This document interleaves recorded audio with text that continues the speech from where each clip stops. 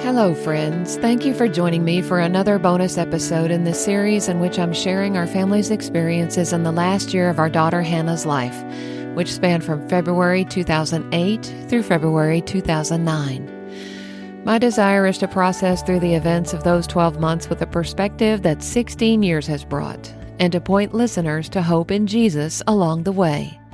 I'm grateful you've joined me. This is bonus episode number 102. Tears at the Beauty Shop. I'm not normally a crier.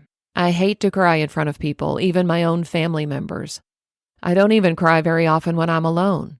But there are times when the tears get started and they just won't stop. 16 years ago today was one of those days. I had an appointment to get a haircut that day, and I almost canceled it because Hannah was still so sick.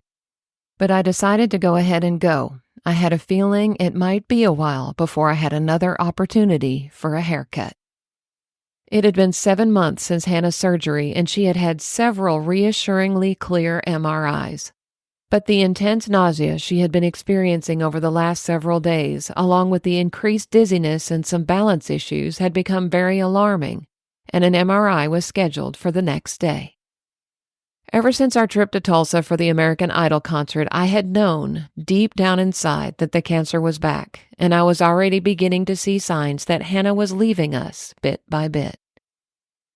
I walked into the beauty shop that day, and the first thing my hairdresser asked was how Hannah was doing. I immediately started crying, and I did not stop the whole time I was there.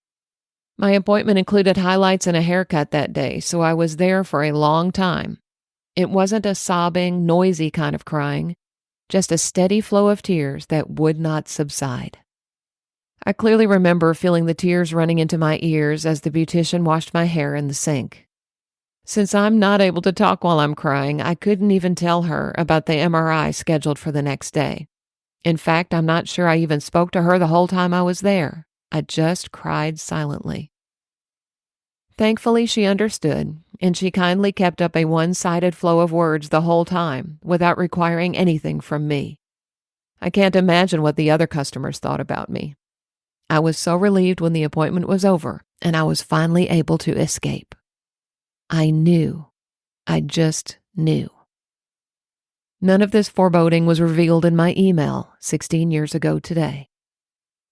Well, Hannah woke up sick again this morning, so we are heading to Children's Hospital tomorrow to see her doctor there. She was supposed to have an MRI on September 29th, but the doctor has rescheduled it for tomorrow afternoon. He wants to be sure the continued nausea is not related to any changes going on in her brain.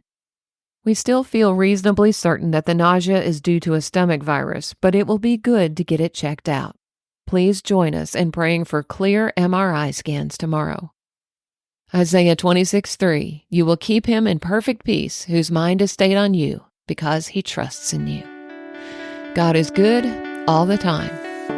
Jill and Brad.